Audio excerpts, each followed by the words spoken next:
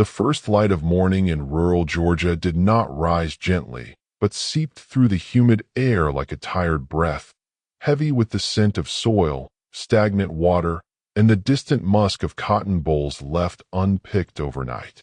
From the house where she worked, the main character, known to the White family simply as the girl, though she was nearing 30, moved through creaking wooden corridors before the sun had fully claimed the sky. Her bare feet knew the rhythm of these halls as a musician knows an instrument, stepping over warped planks that complained too loudly and favoring the boards smoothed by decades of servants passing. The house, though not grand by plantation standards, had the oppressive solemnity of a place that believed itself important. Heavy drapes thick with dust, walls yellowed by oil lamps, and portraits of owners whose stern eyes followed every movement, as if to remind her that even silence was a form of obedience expected from those who lived beneath them. She carried a basin of cool well water toward the front parlor, moving with a downcast gaze that revealed nothing of the steady calculation flickering behind her lowered lids. The quietness she wore each day was not shyness but armor. Every nod, every slow blink, every carefully measured breath was a layer of protection. She understood that the walls in such houses had ears, and the people who walked through them often preferred silence over truth. Her tasks were simple in appearance: polishing the mahogany table, wiping soot from the mantel, preparing water for the mistress's washing. But beneath each routine lay a constant awareness of eyes on her skin, hands ready to punish, and voices waiting to command.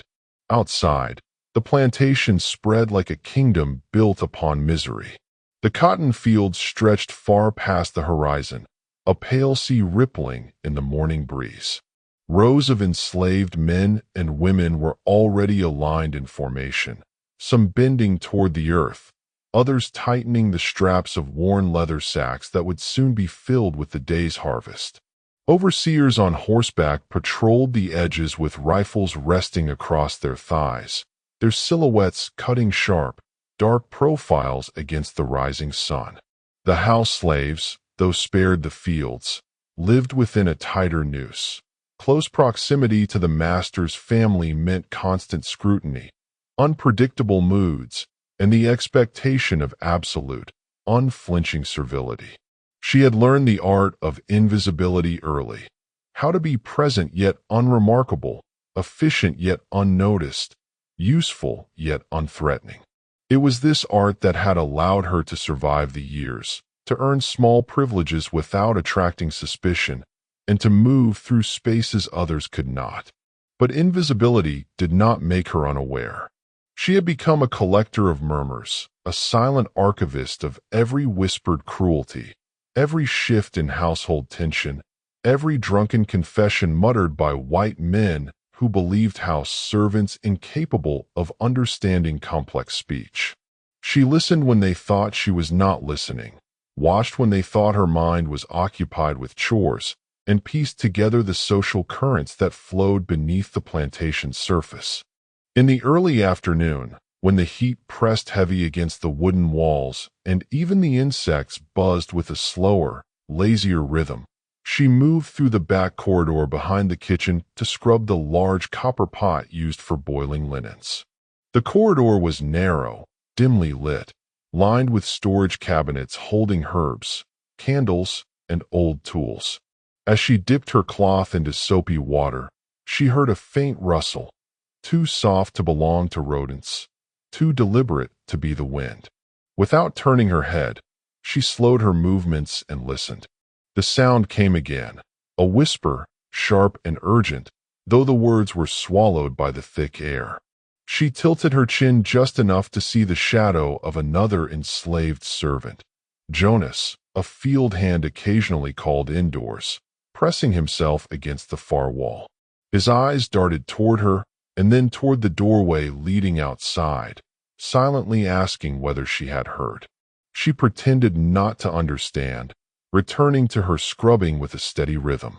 It was a small exchange, lasting only a second, but it was the first crack in the day's carefully constructed calm. Later, while sweeping the long hallway leading to the dining room, she noticed something unusual tucked beneath the corner of a rug, thin enough to escape attention, but protruding just enough for someone with an attentive gaze to see. With a slow and deliberate motion, she pressed the broom's bristles near the edge of the rug, lifting it just enough to expose the corner of a folded piece of paper.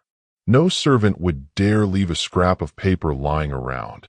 Paper belonged to the White family, and its mishandling was a punishable offense.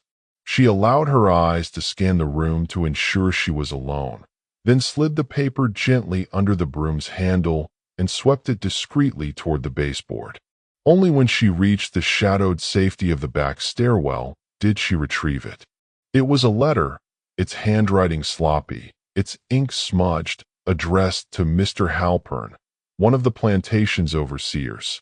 The letter mentioned trouble at a neighboring property, an overseer missing since dawn, his horse found wandering near a collapsed fence, his whereabouts unknown. The tone was frantic, warning others to be cautious.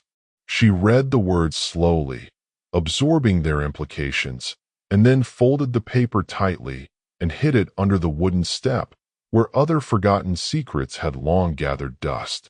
Such incidents were rarely coincidences. She had learned that the plantation system, despite its rigid design, operated on a fragile balance. Rumors, especially those involving white men disappearing, traveled faster than any horse. That an overseer from a nearby plantation had vanished without explanation was the kind of disturbance that made people nervous enough to tighten their surveillance, sharpen their suspicion, and speak in harsh tones that vibrated through the house like distant thunder. The kitchen staff whispered of animal attacks, drunken accidents, or rebellious field hands, though no one dared to raise their voice above a murmur. She remained silent, stirring stew in the kitchen pot with a calm expression, but she felt the shift in the household's atmosphere as clearly as a gust of wind before a storm. The first minor act of defiance came that evening. It was not hers, but she witnessed it with a kind of silent admiration, tempered, of course, by caution. One of the younger enslaved girls, tasked with bringing fresh water to the mistress's chambers, delayed her steps when called. Only a moment's pause, scarcely noticeable, yet bold enough to hint at exhaustion or unspoken resentment. The mistress responded with a sharp reprimand, her thin lips puckering in indignation, but the girl's eyes flickered with a quiet fire before she turned and resumed her duties. It was a moment easily lost to the larger movements of the day, yet she noticed it, storing the small spark in the same hidden place in her memory where she kept whispers, letters, and rumors. These subtle rebellions, fleeting, fragile, held meaning. They were signs of cracks forming in the enforced obedience, cracks that someone like her could widen if she chose. As the day folded into evening and the cicadas began their relentless chorus outside the windows, she returned to her small sleeping area near the rear porch. The air was thick, almost too heavy to breathe, filled with the scent of damp earth and the smoky residue from the kitchen's cooking fire. She sat on the edge of her bed, a thin blanket spread neatly across the straw-filled mattress, and allowed herself a rare moment of stillness. She did not pray. She had long ceased believing that prayer alone could alter the world, but she reflected silently, measuring the day's shifts like a mathematician assessing variables. She thought of Jonas's whisper, the hidden letter, the overheard rumors, the young girl's hesitation. None of these events were extraordinary on their own, but together they formed a pattern, a subtle loosening of the plantation's rigid grip. Guilt and fear hovered around her like persistent ghosts. She felt guilt for the knowledge she carried, knowledge that could endanger others if revealed, and fear because she knew the consequences of miscalculating even a single step. Yet beneath these emotions lay something deeper, something the plantation owners could not see, a controlled, deliberate patience. Her silence was not submission, it was strategy. Her obedience was not loyalty, it was camouflage. Every day she wore the mask they had crafted for her, and every day she quietly adjusted its edges to suit her own purposes. As night settled fully and the sounds of the household faded into muffled breaths and distant coughs, she listened to the world beyond her small room. The wind whispered through the cracks in the walls. The distant sound of hooves echoed faintly, perhaps a patrol, perhaps a lost traveler. Somewhere in the fields, an overseer barked an order, his voice carrying through the darkness before fading into nothingness. She lay down slowly, allowing herself to sink into the thin mattress, and closed her eyes with the practiced serenity of someone who understood that tomorrow would demand the same silent vigilance. Before sleep claimed her, she allowed one thought, one dangerous, treacherous thought, to pass through her mind. If the overseer from the neighboring plantation truly had disappeared, what else could disappear? Who else?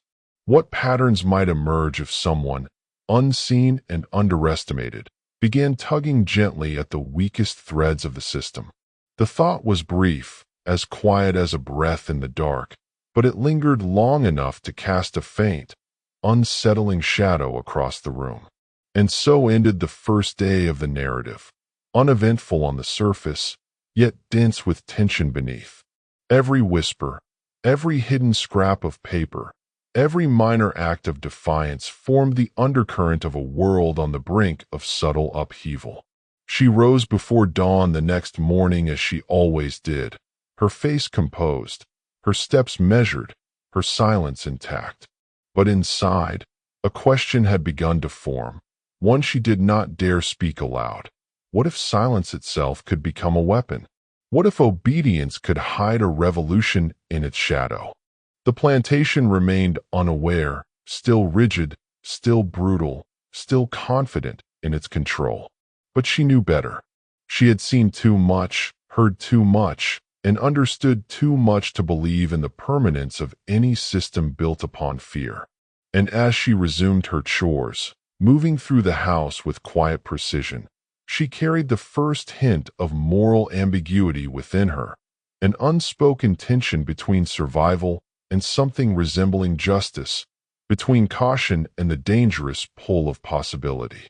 Tomorrow would bring more whispers. Tomorrow would bring more cracks. But for now, she waited, watched, and breathed in the heavy air of a world that had no idea it was beginning to shift under the weight of its own cruelty. The days that followed the first whisper of disappearance slid across the plantation with the uneasy heaviness of a fog that refused to lift. No single announcement marked the moment when the household learned of the neighboring overseer's fate. Instead, knowledge seeped slowly from one corner of the estate to another, carried in half-spoken sentences and abruptly interrupted conversations. The letter she had discovered, hidden now beneath the loose stair plank, proved to be the first omen of a shift that neither the white household nor the enslaved quarters could yet name aloud. By the third morning, word reached the servants. The overseer had been found near a ravine several miles from his own fields, his body partially obscured by reeds and debris, as though nature itself sought to hide him. No one spoke of wounds, only of the strange posture in which he was discovered, and the fact that his horse had been wandering aimlessly long before the body was located. The white men in charge dismissed it as a drunken fall or a misstep taken in the dark, but the hushed undertones in their voices betrayed unease. She listened from the far corner of the parlor as the plantation owner and two visiting neighbors discussed the matter with strained composure. One paced the room, boots thudding against the wooden floor, while another leaned against the mantel, staring into the unlit fireplace as though expecting it to reveal answers. They spoke of reinforcing patrols, tightening discipline, and keeping closer watch on field hands. Not one of them considered the possibility that the man's death might have roots in intentions far more deliberate than misfortune. She kept her gaze lowered as she dusted a side table, absorbing every word, every shift of tone, and every silence between sentences. Outside, the enslaved workers learned the news through more direct channels. Field hands returning from neighboring plantations carried scraps of information, each more troubling than the last. The overseer had been sober the night he vanished. His lantern had been found extinguished. His pocket watch, normally secured to his vest, was missing entirely. These facts drifted into the quarters along with the scent of sweat and cotton, merging with uneasy speculation. No one dared speak of resistance or vengeance, not openly, but a certain glimmer flickered in the eyes of those who whispered after dark. She saw that glimmer in Jonas's gaze when their paths crossed near the laundry line one humid afternoon. He did not speak, did not gesture, yet the slight tightening of his jaw told her that he, too, recognized the pattern forming beneath the plantation's surface. One evening, under the settling dusk, she carried linens from the main house to the outdoor washroom, moving with the same practiced calm she wore like a second skin. The sky above was streaked with fading pink, the last color of the day dissolving into the encroaching blue. As she approached the washroom, she heard low voices, two field hands speaking in cautious undertones, the fence's shadow obscuring their forms. She slowed her step only by a fraction, careful not to reveal her listening. One of them mentioned that another overseer from a different plantation, the Halpern plantation, as indicated in the letter she had found, had been acting strangely since the news broke. He had not been sleeping, they said. He rode through the fields late into the night. He kept two pistols strapped to his belt, muttering to himself about signs and warnings. The field hands spoke with the thinly veiled dread of men who understood that the anxiety of overseers often led to harsher punishments for those under their control. Her mind pieced these fragments together with a quiet precision. Fear had begun its creeping ascent, not among the enslaved, but among the white men who governed through brutality. Fear in those men was a dangerous force, capable of manifesting as violence, suspicion, or erratic behavior. Yet fear also created vulnerabilities, cracks in their routines, lapses in judgment, opportunities for someone patient enough to recognize them. Within a week, the first overseer on her own plantation met a fate that the white family struggled to explain. He was found early in the morning near the boundary fence, lying face down in a patch of overgrown grass. The men who retrieved him reported no obvious violence, only the unnatural stillness of his body and the position in which he fell, as though he had been turning to face someone or something just before death seized him. The plantation owner declared it a heart failure or heat stroke, though the air that night had been unseasonably cool. This explanation was accepted with outward nods, but the stiffness in the owner's jaw revealed that he believed neither his own words nor the feigned reassurance offered by his companions. In the enslaved quarters, the reactions were far more complex. Some greeted the news with shock tempered by caution. Others lowered their eyes, unwilling to acknowledge even internally the possibility that this death might not have been accidental. A few whispered prayers of gratitude in the safety of the dark, though whether they prayed for deliverance or protection remained ambiguous. She kept her expression neutral, but inside, a quiet tension coiled tighter. She wondered whether the men who whispered after dark had played a role, or whether events were unfolding in ways even she had not anticipated. She wondered, too, whether the unseen hand guiding these shifts was hers, or whether it belonged to someone else entirely. One evening shortly after the discovery of the overseer's body, she found herself delivering a coded message. The opportunity arose in a way so natural that no one watching could have suspected anything out of the ordinary. She was instructed to bring a basket of leftover bread to the quarters, a task she performed weekly. Yet this time, as she approached the old oak tree near the well, she encountered Jonas standing alone in its shadow. Their eyes met briefly, and with the subtlety of those accustomed to communicating without words, she placed the basket on the ground with deliberate slowness, her hand lingering for half a second longer than necessary.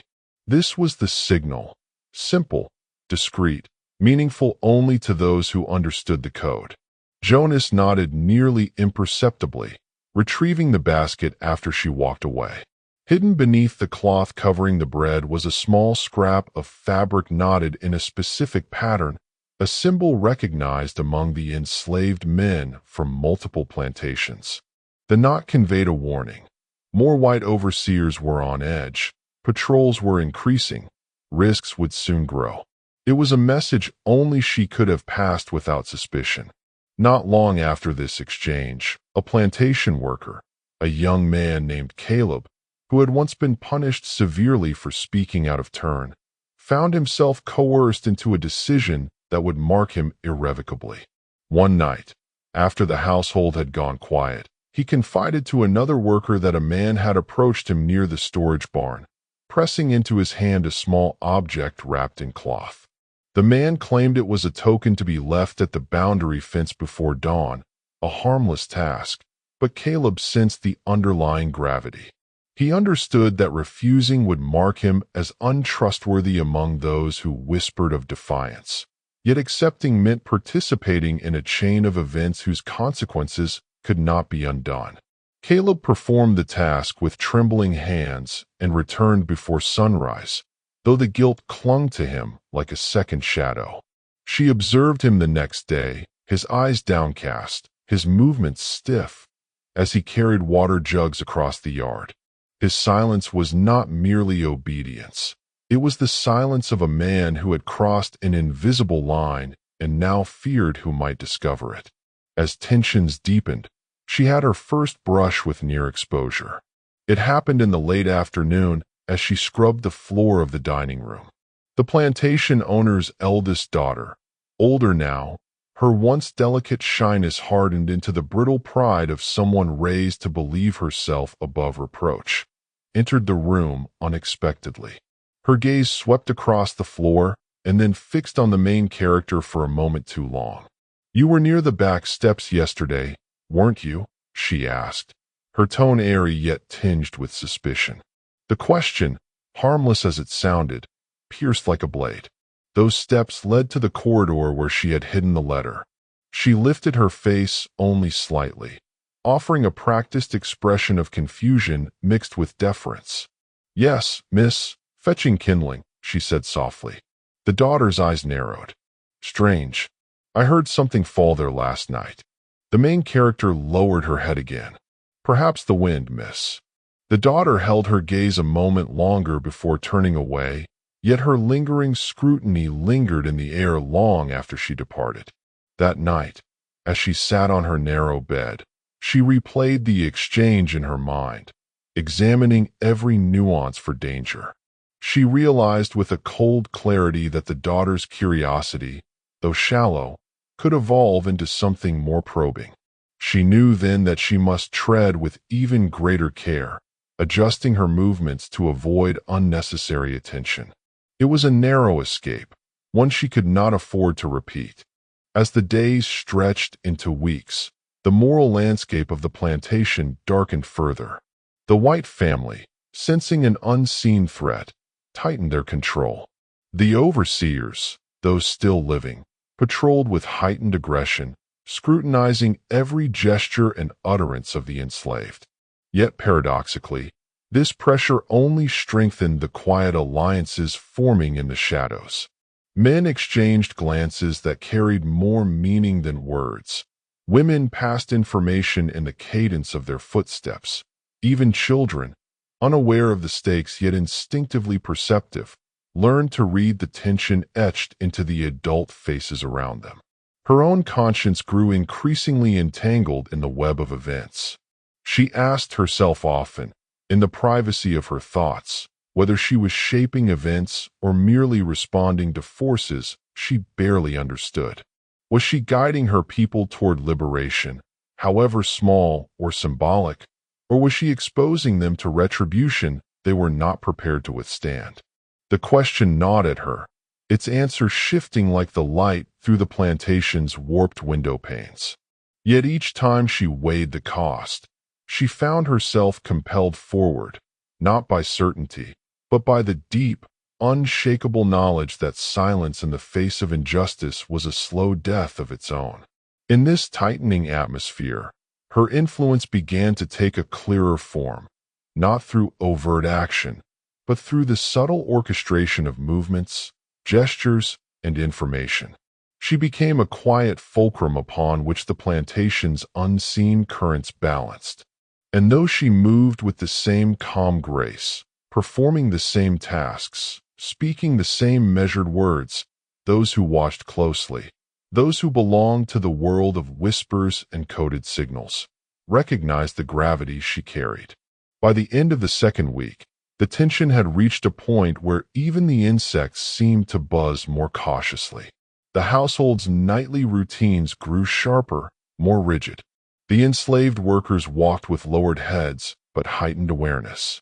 And she, the quiet woman the white family never bothered to name properly, found herself standing alone beneath the moonlit porch, listening to the distant echo of hooves along the road, and wondering how many more nights would pass before another overseer was found in the fields, still and silent, his life ended by circumstances the plantation would struggle to explain.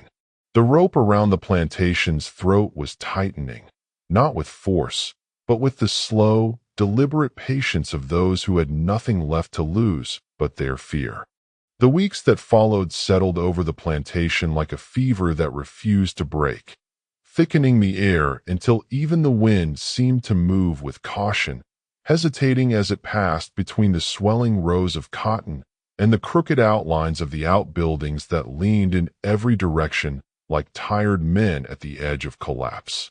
Where once the rhythms of labor and punishment and silence had created a predictable pattern, brutal, oppressive, but familiar, now every sound carried the weight of suspicion, and every absence, no matter how small, clung to the edges of thought like a shadow refusing to separate from its host.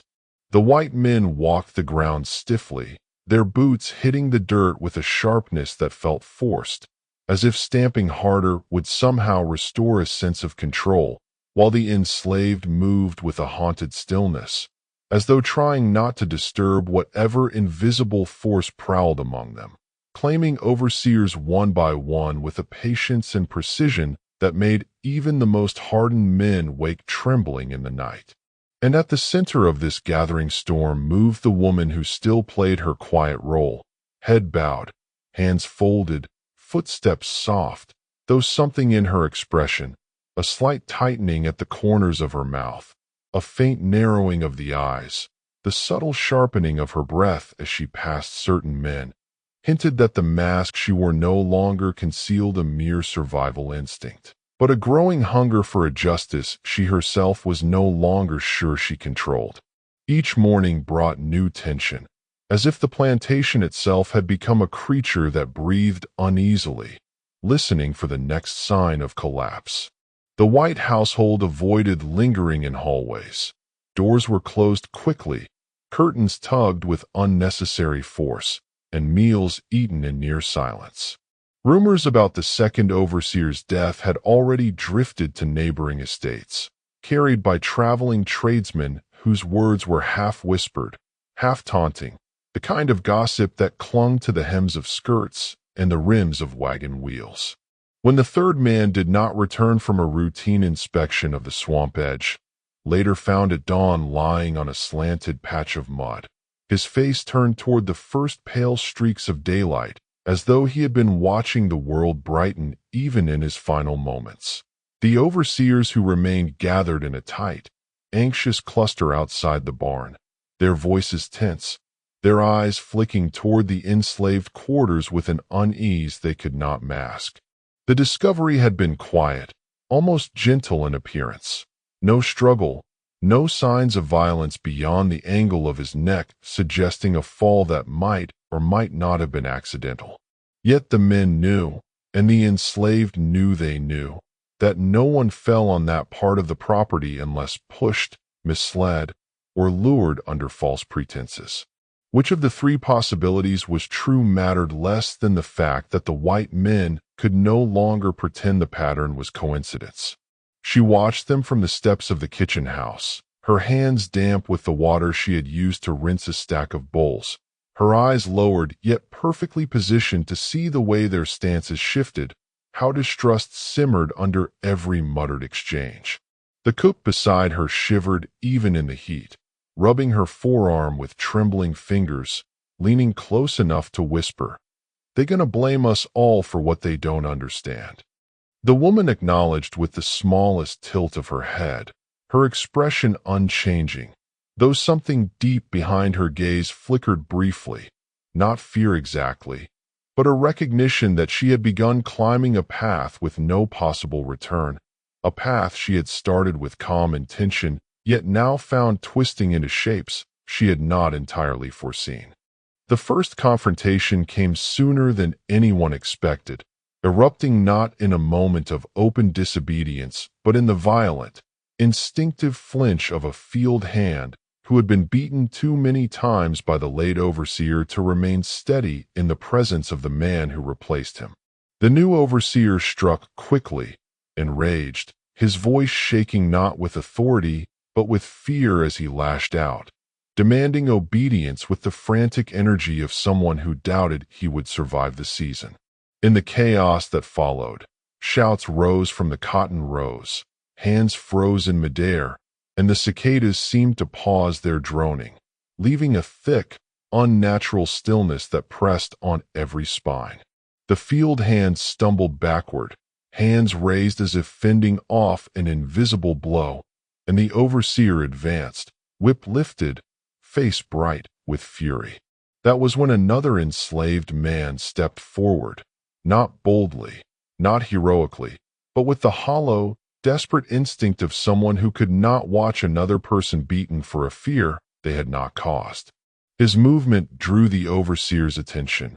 His slight hesitation deepened the overseer's rage, and before anyone could intervene, the new overseer struck him instead, the whip cracking through the humid air like a bolt of lightning.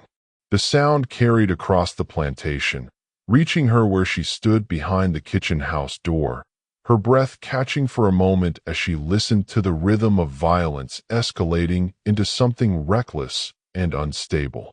She moved quietly along the corridor, resisting the impulse to step outside, knowing such visibility now was dangerous.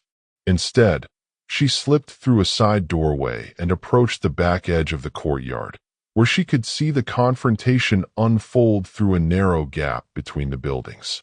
One man bled from a strike across his shoulder, the dark stain spreading unevenly across the linen, while another hunched over, breathing sharply, hands pressed to his ribs. The overseer looked wild, no longer the embodiment of order but of chaos, swinging not to discipline but to release the mounting dread coiling in his chest. And then, in the midst of the panic, one of the enslaved men, maybe one of hers, maybe not, stepped forward with a firmness that halted the overseer's arm mid-swing. His face showed no defiance, only a calm resignation as he said something too low to hear from her vantage point. Whatever it was, it struck the overseer harder than any physical blow. The man froze, lowered his arm, stared with a mixture of confusion and rage, then turned away sharply, spitting into the dust before stalking back toward the barn. The plantation shook with the aftermath. No one spoke openly, but the unspoken truth lingered in the humid air. Control had cracked, not visibly perhaps, but deeply, and the fracture was spreading. She could feel it beneath her feet as she returned inside, her steps measured, her fingers lightly brushing the wooden frame of the doorway, as if grounding herself.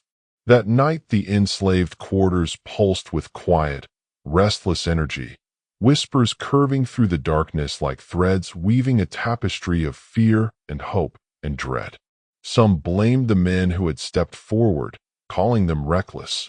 Others whispered that perhaps the unseen force removing overseers was not randomness, but purpose. And though none dared speak her name, she felt their glances lingering on her when she passed, the weight of their questions pressing against her back like an unseen hand. She tried to maintain the calm routines that had shielded her for years, rising before dawn, tending to the small fire in the kitchen hearth, carrying trays of bread or jars of molasses through long hallways whose creaking floors betrayed even the softest footsteps. But each day the walls felt closer, the air thicker, and the shadows longer, as though the plantation itself were exhaling something dark and restless with every passing hour. The master's wife grew pale, drifting through rooms in rigid silence, clutching her shawl even when the heat made her cheeks flush. She demanded extra candles be lit in the evenings, though she complained endlessly about the expense. The master ordered the pastor from the nearby settlement to visit twice weekly instead of once, convinced that prayer might restore balance where discipline seemed to fail. And through it all, the overseers, fewer now, overworked, exhausted, and increasingly frightened, patrolled the grounds with twitching gestures, eyes darting toward every rustling leaf or misplaced tool, as if expecting some unseen enemy to leap from behind a tree and claim them next. It was during one of these tense evenings that she found the letter, folded neatly beneath a basket of mended linens in the storage room behind the kitchen house. At first she thought it was merely a list of supplies or instructions for the cook, but the slanted handwriting stopped her breath. It was addressed not to the household, but to a neighboring estate, written by one of the junior overseers, a man whose nervous glances had increased in recent days.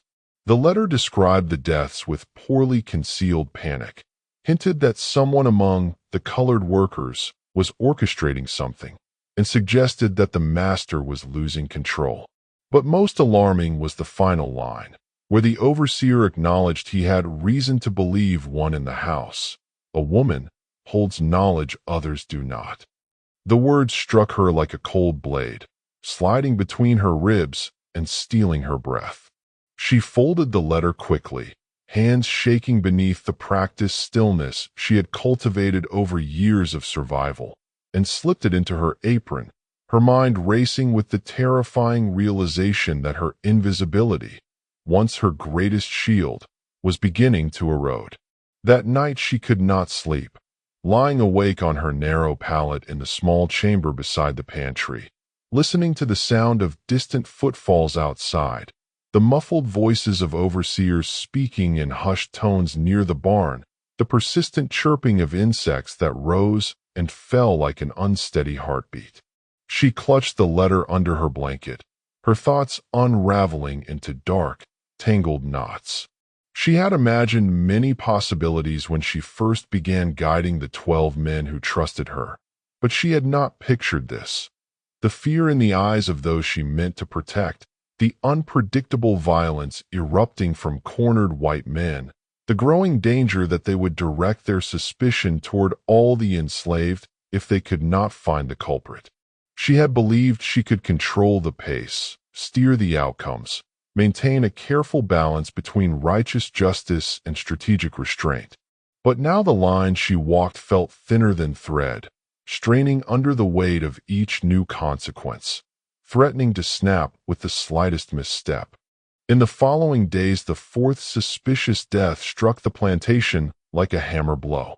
The man had been found near the edge of the dried creek bed, his body draped awkwardly over a fallen log, his hat lying several feet away as though it had been knocked off in surprise.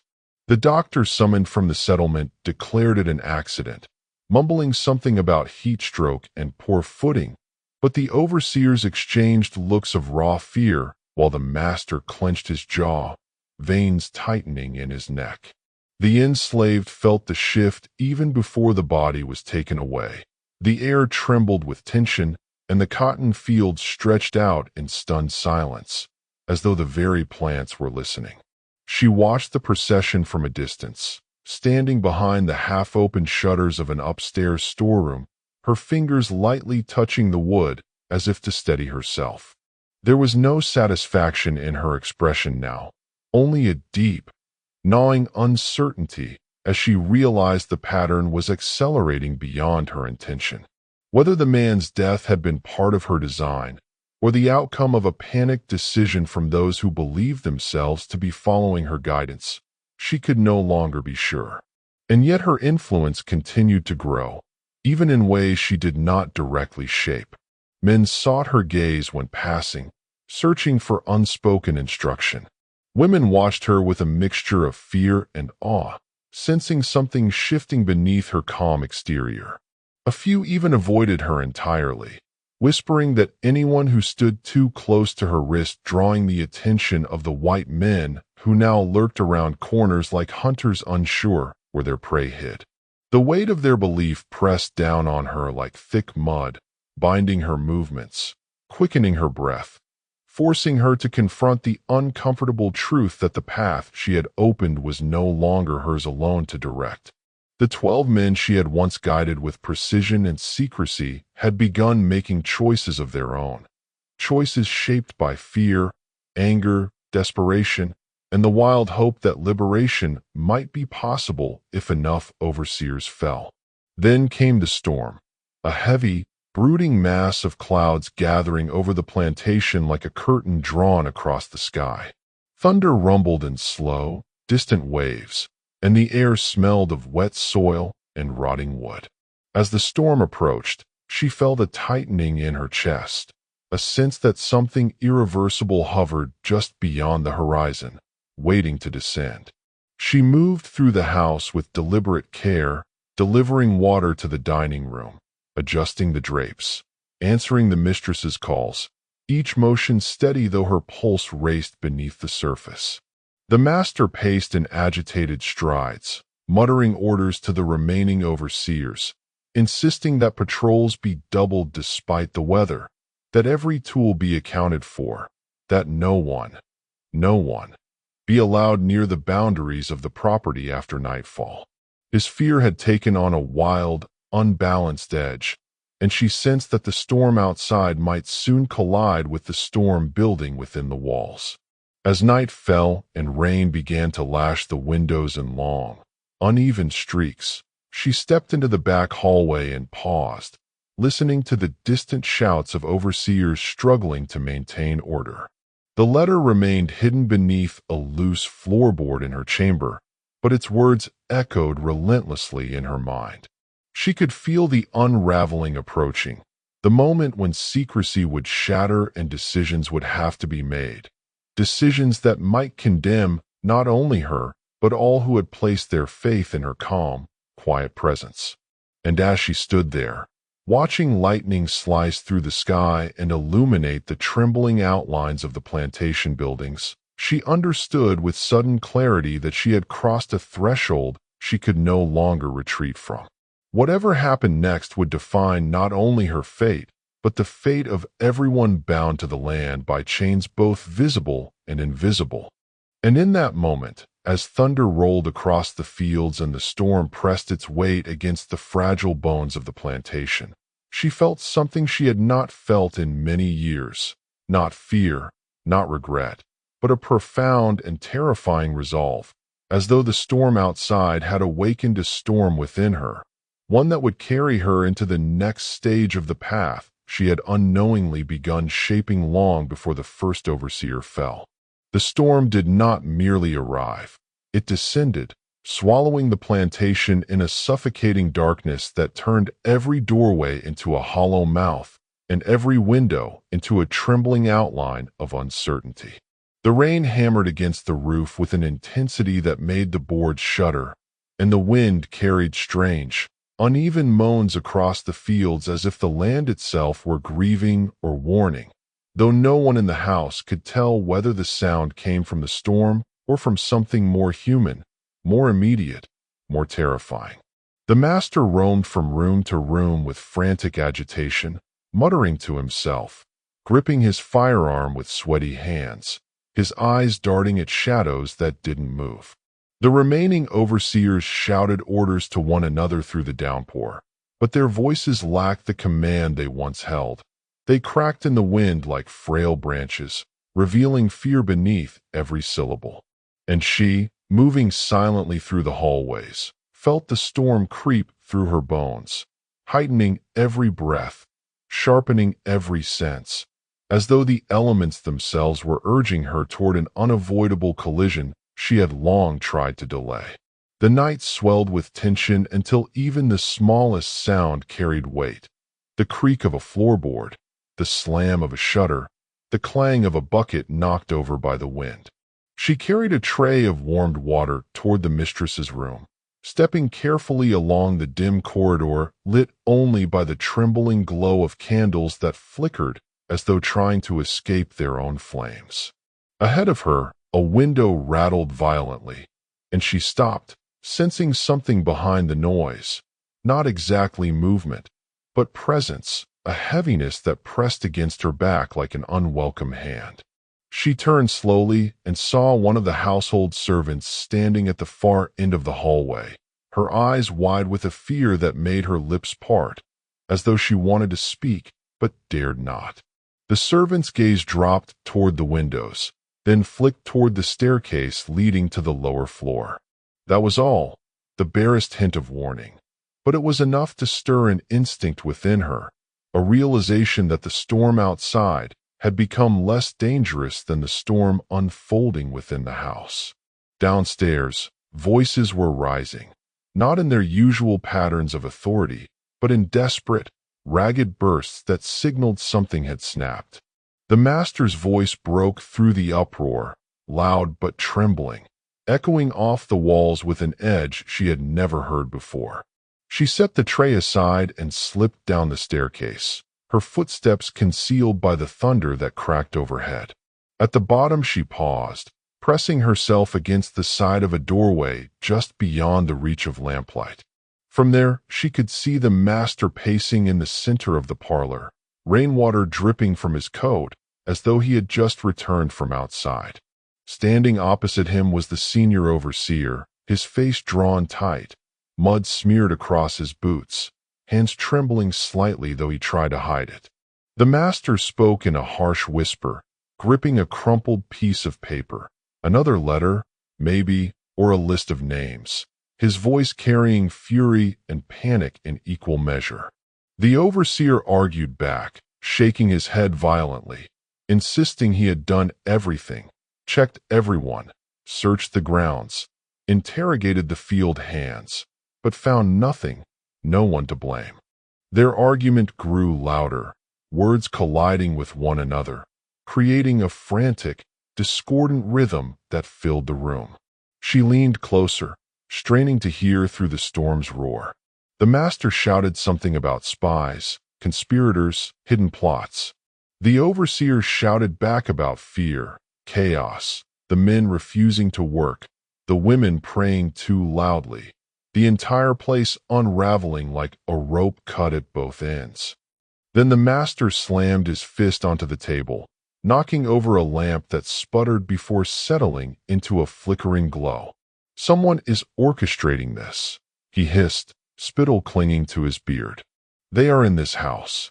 His voice cracked at the word house, and she felt the hair at the nape of her neck lift. The overseer swallowed hard, lowering his gaze as though the truth was too dire to confront directly. For a moment neither spoke, each waiting for the other to break the silence. Then the overseer stepped closer, his voice dropping to a near whisper, but she caught just enough to chill her blood. "There is one here who moves quiet, one who watches too much." The others looked to her. Her chest tightened. The room fell silent. The master's breathing slowed, deepened, thickened. Then he demanded a name. She pressed her back against the wall, heart pounding so hard she feared it might betray her. But the overseer hesitated, caught between self-preservation and uncertainty, between suspicion and proof, and in that hesitation lay her only moment of reprieve. Before he could speak further, the wind slammed a shutter somewhere behind the parlor, startling both men. The master cursed and moved toward the sound, leaving the overseer momentarily alone. She slipped away from the doorway and retreated into the dark hallway, her breath sharp in her throat, her mind racing. The storm outside intensified, lightning illuminating the halls in jagged bursts. She made her way toward the storage room where she had hidden the first letter beneath the floorboard, aware that the house was no longer safe, that every shadow might conceal an accusation waiting to be voiced. But the hallway was no longer empty. One of the plantation's hired workers, not an overseer, not a master, but a man who had lived long on the edges, doing small tasks that required neither authority nor skill, stood near the doorway, his shoulders hunched, his gaze fixed on her with an expression she could not decipher. He stepped forward, holding a folded piece of cloth, and whispered, "They're saying someone in the house speaks to the others. They're saying someone's giving signs." His voice quivered slightly, not with anger but fear, fear of being caught between two forces greater than himself. She offered no reply, keeping her expression vacant, her posture unthreatening, but he moved closer. "If they start naming names," he murmured, "they won't need proof." She understood. He was not warning her out of loyalty or compassion. He was warning her because he feared being swept into the consequences. Before she could respond, a shout rang out from the back of the house, a cry of shock, then a second, louder exclamation. She tensed, stepping past the worker and moving swiftly through the side corridor until she reached the rear entryway. There, illuminated sporadically by lightning, two overseers stood bending over something on the ground. She approached with cautious footsteps, keeping to the shadows, and glimpsed part of what they were staring at. The limp arm of another overseer, lying half in mud, half on the wooden threshold, rainwater pooling beneath his unmoving body. His face was turned toward the storm, eyes open, the same eerie serenity that had marked the earlier deaths. But the overseer's reaction was anything but serene. They recoiled, their voices cracking with alarm, one shouting for the master, the other stumbling away as though the mere sight had cursed him. Panic broke loose.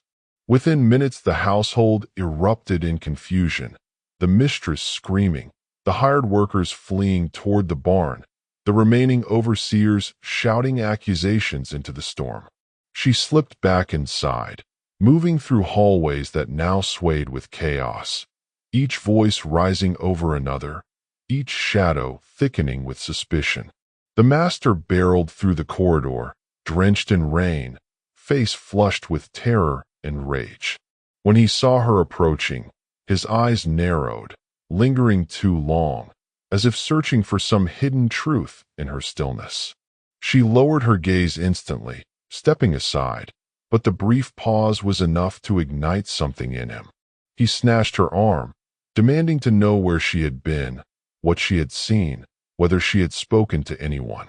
His fingers dug into her skin hard enough to bruise, his breath hot and uneven against her cheek. For a moment, she thought he would drag her into the parlor and accuse her outright. But another clap of thunder struck the house, shaking the floorboards, and someone from outside shouted his name, pulling him away. He released her abruptly and stormed off, leaving her with a throbbing wrist and a chilling realization. She was no longer invisible. Hours blurred together as the storm raged on. She returned briefly to her small chamber, retrieving the letter from beneath the floorboard, knowing she could not allow it to fall into the master's hands. She slipped it into the inner seam of her dress and stepped back into the hallway, her mind shifting rapidly between caution and calculation. She needed to deflect suspicion, to redirect attention, to create enough confusion that no one could isolate her role. But before she could act, another blow fell against the plantation. A fire broke out in one of the smaller storage sheds, likely sparked by lightning, but interpreted immediately as sabotage. The glow lit the night like a burning omen, casting frantic shadows across the courtyard as overseers ran toward it with buckets, shouting for help that never came quickly enough. In the chaos, Someone yelled that the enslaved were gathering near the far row of cabins. Someone else insisted they were hiding weapons. Another claimed they had seen figures moving between the trees just before the last death. Fear became frenzy. The master, driven beyond reason, ordered everyone rounded up, all the enslaved, all the workers, anyone not inside the house. His voice cracked as he shouted commands, his rage barely masking the terror that now ruled him. She saw him grip his firearm with trembling hands, pacing through the main hallway like a man waiting for the world to collapse around him.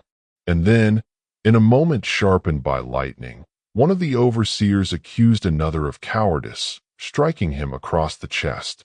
The blow birthed a violent scuffle, the kind that erupts not from strength but from panic, two men grappling, shouting, tripping over overturned furniture. The master lunged between them, yelling incoherently. And in the middle of this chaos, a shot rang out, sharp, deafening, final. The room froze. The master staggered backward, staring at his shaking hands as though the gun had fired itself. The overseer nearest him collapsed to his knees, then fell forward, the storm's howl swallowing the cries of those nearby. No one spoke. No one moved. The silence that followed was more terrifying than the gunshot. And she, watching from the edge of the room, felt a cold wave wash through her. Not triumph, not horror, but the grim understanding that everything she had orchestrated, everything she had nudged into motion with whispers and glances, had finally reached a point where no one could distinguish her influence from the chaos swallowing the plantation. The final confrontation arrived not with ceremony, but with inevitability. As dawn struggled to break through the storm clouds, the master confronted her in the narrow hallway outside the kitchen house, his face gray, his hands trembling with exhaustion and fear. He demanded answers, screamed them, in fact, accusing her of knowing more than she claimed, insisting she reveal who among the enslaved was plotting against him. His voice cracked into ragged bursts, tears mixing with rain on his cheeks. For the first time she saw him not as a figure of absolute authority, but as a man unraveling, drowning in the consequences of a system he believed he controlled. She stood still, absorbing the full weight of his fury, knowing that any misstep could doom her. But she also knew something he did not. The remaining men loyal to her were watching from the shadows, their presence unseen but felt, waiting for her signal, or perhaps simply waiting to see whether she survived. In that moment she made the choice that would define her legacy, not through action but restraint. She said nothing. She did not reveal names. She did not defend herself. Instead, she stood with the stillness of someone who had learned long ago that silence can be sharper than truth, more dangerous than lies. And as she held his gaze without flinching, something in him faltered. His voice broke. He stepped back, shaken, suddenly unsure whether she was guilty or simply fearless. In that hesitation lay her survival. The storm finally began to ease, the rain thinning into cold, intermittent drops. The plantation, ravaged by fear and violence, lay shuddering in the gray morning light. Several overseers were dead. One had vanished into the storm's darkness. The master, broken by the night's events, retreated into his study and locked the door, leaving the house in disarray. The enslaved, gathered in clusters near their cabins, whispered among themselves, their eyes darting toward her with a mixture of gratitude, fear, and awe. She walked among them with the same quiet steps as always, though her heart beat with the weight of everything that had transpired. She knew the consequences would come, not today, not tomorrow, but in the days ahead. She had crossed every line she once feared to approach. She had led men to acts they would carry forever in their memories. She had forced a system built on cruelty to collapse under its own panic. And she had done so without leaving a mark that could be traced directly to her. Yet the guilt clung to her like the dampness of the storm, heavy and unshakable. The faces of the dead, the fear of the living, the choices she had made and the ones she had refused to make. All of it coiled inside her like smoke trapped in a sealed room. She had survived, but survival was no longer the same as safety. As the storm clouds drifted away and the first frail rays of sun touched the devastated plantation, she understood with chilling clarity that the final cost of her actions had not yet revealed itself. It would come, quietly, inevitably, and she would meet it not as the invisible servant she once was, but as the woman whose silence had carved a path through the darkness, one death and one choice at a time. The days that followed the storm were filled with a weight that no amount of labor or sunlight could lift. The plantation lay in a state of subdued panic, the earth damp and bruised from the downpour, the cotton fields heavy with water, leaves bent under the pressure of both storm and silence. The overseers who had survived moved with cautious, uncertain steps, their previous arrogance replaced by suspicion and vigilance, each glance over the shoulder a small act of preservation. The master, though alive, seemed to have been hollowed by the events that had passed. His once proud stance now slumped, shoulders curved forward, jaw tight with an effort not to tremble at every creak of a floorboard or distant sigh of wind through the eaves. The household carried on in mechanical routines. Bread was baked, clothing repaired, and chores completed, but every action was heavy with the knowledge that control, the very idea of order, had been shattered and could not fully be restored. She moved among them quietly, as always, but there was a difference now. Where before her calm had been an unspoken shield, a mask allowing her to navigate the dangers of the plantation, now it drew eyes, narrowed, hesitant, a warning that whispered of suspicion. No one approached her openly, and she did not correct them. She allowed the small space of distance to persist, understanding that in these last days of the storm's aftermath, her presence was both a threat and a question that demanded answer. Yet she was not invisible. Rumors, whispered carefully among the surviving enslaved and carried by the few free laborers who visited the estate, began to coalesce into stories of the deaths and the sequence of orchestrated events that had left 12 overseers reduced to shadows and memory. Those who once looked to her for guidance now avoided her, casting glances that were both fearful and mournful, uncertain whether the power she had wielded was natural or something other, something dangerous. It was the master who finally broke the tension, choosing the moment not in anger, not in reasoned judgment, but in a sudden assertion of the authority he could no longer feel. One morning, before the sun had climbed past the horizon, he called her to the main hall, his face pale and rigid, and the remaining overseers stood near the edges of the room, their faces taut with apprehension. The walls themselves seemed to close in with the intensity of the moment, and the distant rumble of the river reminded her that the storm's fury had not entirely left, that nature itself could bear witness to the consequences of what had occurred. She approached with slow, measured steps, keeping her head lowered, the slightest tremor in her hand concealed beneath the fold of her apron. She felt the eyes of every person in the room upon her, not accusatory exactly, but alert, waiting for her to speak, to falter, to confess what none had yet proven. The master's voice broke the silence, sharp and brittle, commanding her to stand and meet his gaze. He demanded the truth, demanded names, demanded a confession.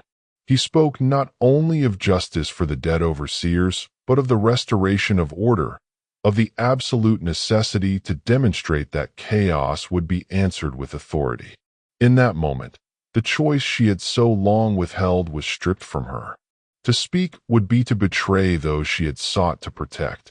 To remain silent would confirm the suspicion already gnawing at the edges of their reason. She lifted her eyes, slowly, meeting the master's, and in that instant the room seemed suspended between history and eternity, between the brutality of the world and the fragile possibility of human restraint. It was not hesitation but inevitability that determined her fate. The master, having been pushed beyond patience, beyond reason, beyond the tolerable limits of fear and outrage, pronounced judgment swiftly. She was seized by the overseers, rough hands gripping arms and shoulders, dragging her toward the courtyard where the sun glinted off tools meant for punishment. The enslaved who had once glimpsed her power and deferred to her remained silent, powerless to intervene, eyes wide and fearful, the moral weight of complicity pressing upon them like the humidity of the days just past. She did not scream. She did not resist beyond the barest, controlled motion necessary to maintain dignity. Her composure, which had served her through so many days of survival, now became a quiet act of defiance, the one element of control she retained as they led her toward the instrument of her silencing. The crowd gathered, drawn by curiosity, fear, and the need to witness the restoration of the order that had been shattered. The master read aloud the accusations, each word falling heavy in the air, echoing against the walls of the courtyard and carrying outward into the still wet fields.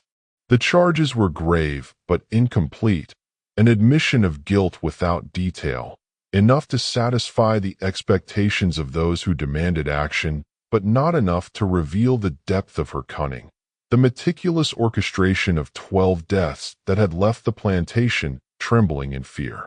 She listened quietly, each syllable a drumbeat marking the inevitability of the conclusion, and she felt no panic, only the deep, cold weight of recognition.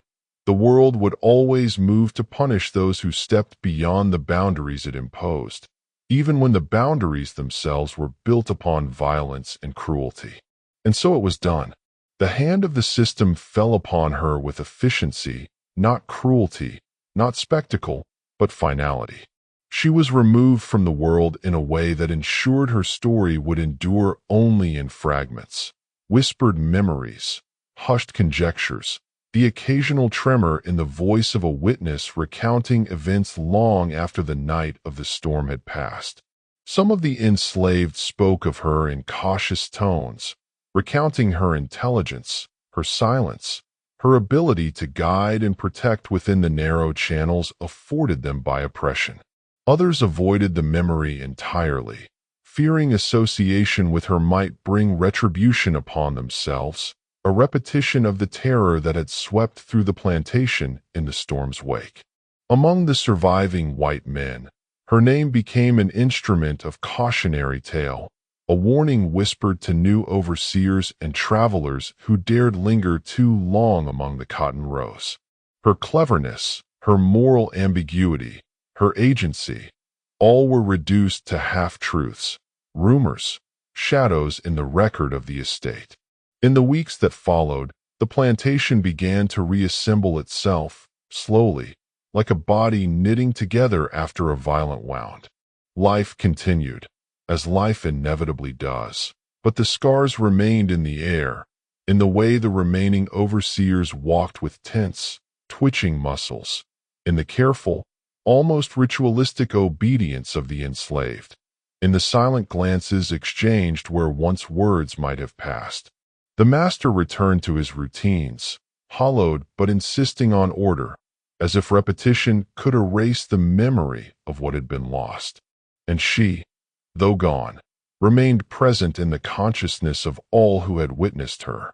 Her absence became a lens through which injustice, survival, and human cunning were interpreted. Children who played near the far cotton rows were warned not to linger in certain shadows, and the stories of her influence became legend, told and retold, each narrator shaping the tale to suit fear, admiration, or the moral they wished to impart. Her moral position remained unclaimed by history, as though the system itself could not allow the acknowledgement of a woman who had acted with intelligence and purpose beyond the reach of its laws. To some, she was a villain, a dangerous manipulator who had guided men to their deaths and left the surviving world to tremble under fear. To others, she was a hero, one who had struck at the instruments of oppression at the very heart of cruelty that governed daily life, without ever holding a weapon, without ever commanding directly, without ever seeking recognition. Yet to those who lived through the events and those who recorded them, she was ultimately undefinable, a presence that refused categorization, a reminder that morality, when shaped by survival under tyranny, is a complex, shifting force. Letters were hidden, diaries were partially destroyed, and oral testimony became the primary vessel for her story, allowing it to persist in the soft echoes of memory rather than the hard lines of official record. Some of the surviving enslaved swore to keep her secrets, to honor her choices by maintaining silence or by spreading only what would protect themselves and the memory of her courage. Others, fearful or seeking favor, recast her story in ways that suited the system, emphasizing obedience and disobedience without ever touching the subtlety of her intellect or the deliberate precision with which she had maneuvered through danger. Over time, the tale assumed a form of folklore, the silent, intelligent woman whose presence could change the fates of men, whose glance could alter outcomes, whose absence was felt as powerfully as any action she had ever taken. The plantation itself, scarred by violence and fear, continued to function, though it never recovered the equilibrium it once held. The survivors lived with quiet dread, navigating both memory and expectation, haunted by a knowledge of events that could not be acknowledged publicly. The cotton fields grew again, the wooden floors were repaired, the meals were served, and the storms continued, as storms always do. But the invisible threads of her influence remained tangled among the lives that endured. Every glance, every careful step, every whispered consultation among the enslaved carried the weight of her absence. Though history would attempt to bury her, to categorize her, to reduce her to rumor or warning, the moral complexity she embodied persisted. It lingered in the tremor of a hand reaching for a tool, in the pause before obedience, in the quiet assessment of those who recognized that survival and agency could coexist even under the harshest oppression. In the end, she became both lesson and question, a figure whose actions defied the simplistic binaries of right and wrong, hero and villain, survivor and criminal. Her story was recounted in fragments. A servant would mention her courage under breath. A master would warn apprentices of her cunning. A historian might describe her as a shadow moving through the records of the estate, present even in absence. She had been silenced, removed from the narrative by the enforcement of authority, but her moral and psychological presence continued to shape the consciousness of all who remembered in ways that words could never fully capture. And so, the question remained, one that cannot be resolved with certainty, one that persists whenever stories of oppression and cunning are recounted, whenever the margins of history are examined with care, when the system is built on cruelty and justice is withheld from those most wronged. Does survival justify acts that would otherwise be condemned? And when history remembers, does it record the truth, or only the echoes of power attempting to silence the complexity it cannot contain? To those who witness and reflect, who listen to whispered memories or uncover fragments of lost letters, the final inquiry lingers in the air, as heavy and inescapable as the humid Georgia summer.